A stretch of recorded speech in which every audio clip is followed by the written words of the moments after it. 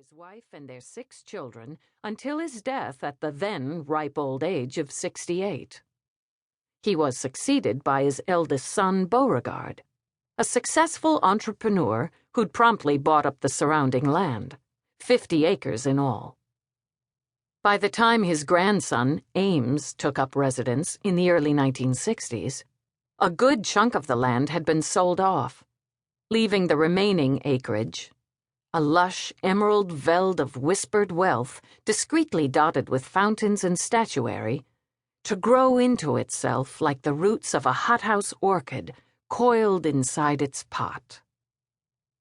As she strolled along the path to the main house, beneath a bower of ancient oak trees festooned in Spanish moss, Abigail thought back to more carefree days, when she might have been on her way to play tennis or swim in the pool, or go horseback riding with the Merriweather twins, Vaughn and Lila, before she'd become old enough to start helping her mother out after school and on weekends.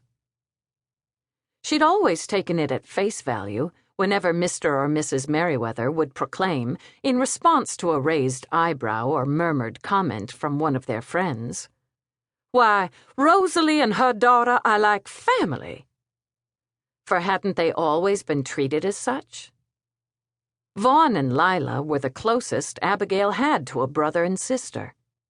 She took meals with Vaughn and Lila when their parents were out, and often slept in the spare bed in Lila's room. To the casual observer, watching them play croquet on the lawn or splash around in the pool, Abigail and the twins, born in the same year, might have been family. Except that they looked nothing alike.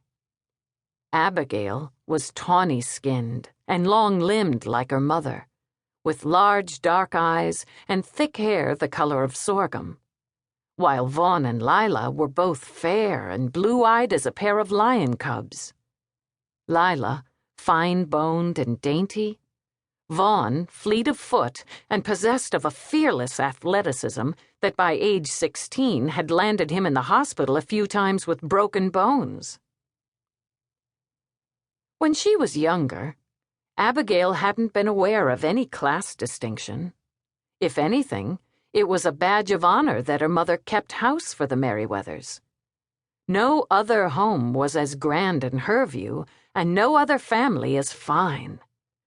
If Mrs. Merriweather drank too much and often took to her bed, and Mr. Merriweather wasn't home much due to the long hours he put in at his law office, it did nothing to diminish their stature in her eyes. It wasn't until they were 13 and Lila and Vaughn enrolled in the exclusive Hearn Academy that the difference in social status became apparent. Even so, the twins went out of their way to include her. They made sure to invite her to their parties, and often asked her along when going out with their friends. When they were alone together, Lila pretended to be envious of Abigail's greater freedom in attending public school, and she mocked the airs put on by her snootier classmates. And woe unto any guest of Vaughn's who directed a derogatory comment at Abigail. Not only was he never invited back, but one boy found himself leaving with a bloody nose. Vaughn was like an older brother to Abigail and Lila. Never mind, they were the same age. Whenever they climbed the water tower out by the old sugar refinery, he always insisted on going last, prepared to catch either of them should they fall. Diving into the quarry, where they picnicked in summer, he was the first one in, to make sure the water was deep enough to keep them from cracking their skulls.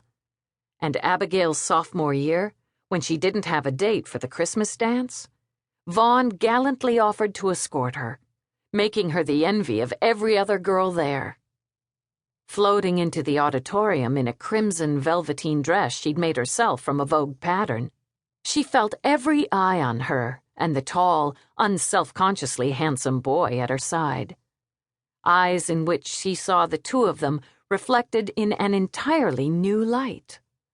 One that brought the blood rushing to her cheeks and made her suddenly and acutely aware of his arms circling her waist. As he guided her onto the dance floor, she was barely aware of her feet touching the ground. Lila, for her part, became skilled at the art of